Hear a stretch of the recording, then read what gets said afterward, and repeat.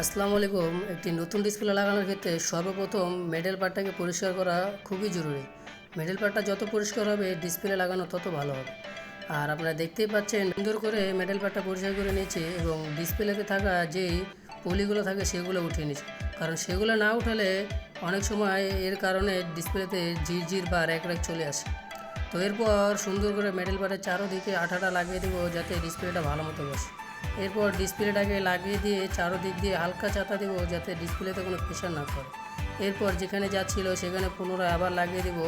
আর অবশ্যই খেয়াল রাখতে হবে এগুলো লাগানোর সময় যাতে ডিসপ্লেতে প্রেশার না পড়ে।